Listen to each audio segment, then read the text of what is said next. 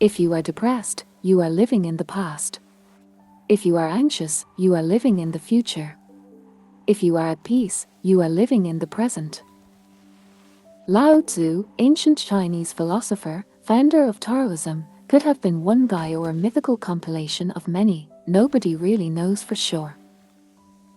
I was in yoga class one day and the instructor told us all to get into pigeon pose, which is this pose where you stretch one leg out behind you, fold the other one out sideways in front of you and then bend forward and lie down on top of the whole thing. It's fine if you're a pigeon, but it's one of the poses I dread most because my hips don't move that way. It hurts and I'm always scared I'm gonna get stuck. But even though my body has requested otherwise, I'm in class and going for it, and I'm determined to relax into it, even though I'm really just silently begging the dude to tell us to change into a different pose, which he doesn't do because he's too busy talking. He's blabbing on and on and on about our connection to the universe and our breath and the path to true enlightenment and holy fucking shit, dude, will you hurry up? I think I'm going to rip something, I really do, oh my god, I think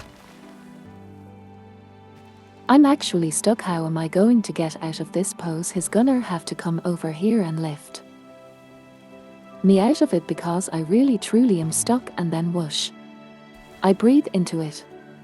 I shut off the relentless yammering in my brain, get quiet, and surrender. I feel my body shift and go deeper into the pose than it's ever gone before. The pain is gone. The panic is gone. I am one with the universe.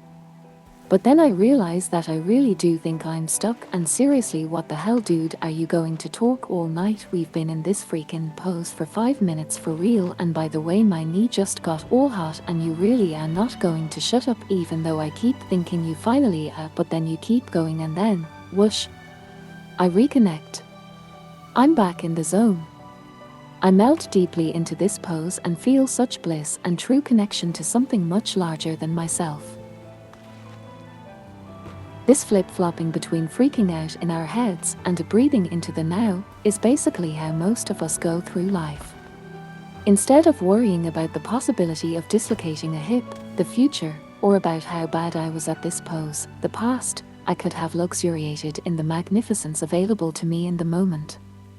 It never ceases to amaze me the precious time we spend chasing the squirrels around our brains, playing out our dramas, worrying about unwanted facial hair, seeking adoration, justifying our actions, complaining about slow internet connections, dissecting the lives of idiots, when we are sitting in the middle of a full-blown miracle that is happening right here, right now. We're on a planet that somehow knows how to rotate on its axis and follow a defined path while it hurtles through space. Our hearts beat. We can see. We have love, laughter, language, living rooms. Computers, compassion, cars, fire, fingernails, flowers, music, medicine, mountains, muffins. We live in a limitless universe overflowing with miracles. The fact that we aren't stumbling around in an inconsolable state of sobbing or is appalling. The universe must be like, what more do I have to do to wake these bitches up? Make water, their most precious resource, rain down from the sky. The universe loves us so much and wants us to partake in the miraculous so badly that sometimes she delivers little wake-up calls. Like in the movies when someone narrowly escapes death and is so overjoyed and grateful that they take to the streets, skipping and laughing and madly hugging everyone in sight. Suddenly all their problems fall away and the miracle of being alive, today, in this moment takes over the screen. I know someone who got sucked through a dam and almost died who now speaks about it as one of his most profound and life-changing experiences. Not that I'd wish that on anyone, but take heart in the fact that should you require some sort of catastrophe for your transformation, it can be cosmically arranged. The universe has also surrounded us with the perfect teachers. Animals, for example. Animals are in the present all the time, and their secret power is to pull us in with them. My friend's dog is so happy to see her every single time she walks in the door. It's like she's about to free him from 40 years of imprisonment. even if she's only been gone for an hour. You're here. I'm here. I love you. I'm gonna pee all over the floor about it.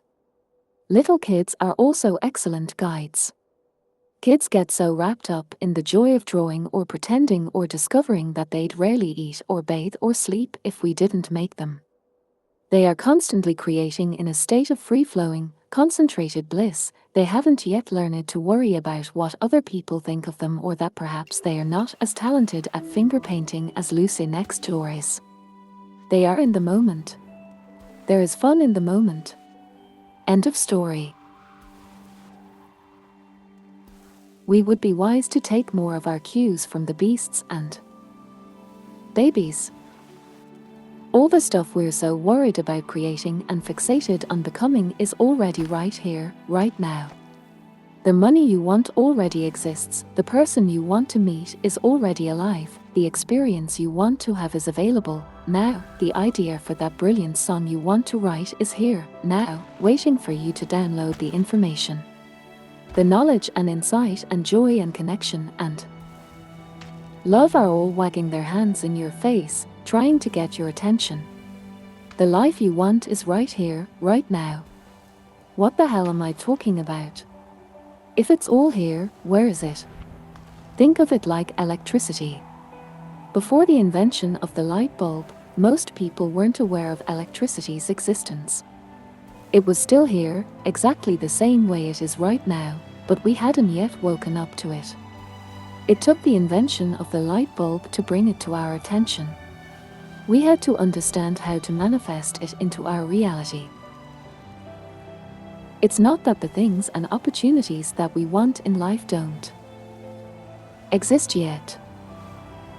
It's that we're not yet aware of their existence, or the fact that we can really have them.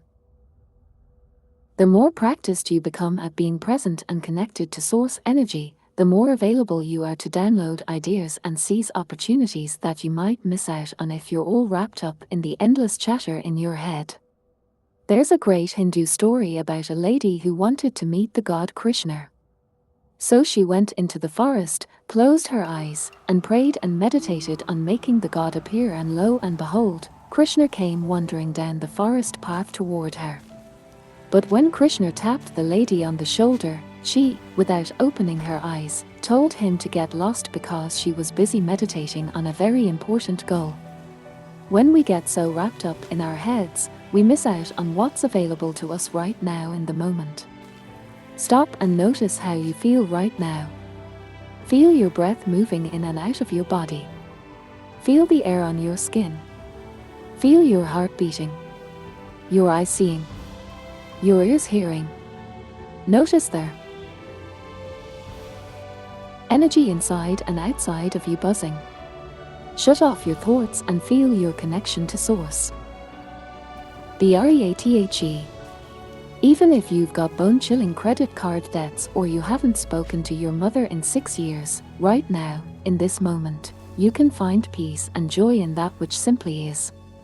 As adults with responsibilities like bodies to care for and mortgages to pay, there's some value in taking a side trip away from the present moment every once in a while. Sometimes we need to think about and plan for the future, as well as study the past in order to learn from it or laugh about it, or to bury it out back and let it go forever.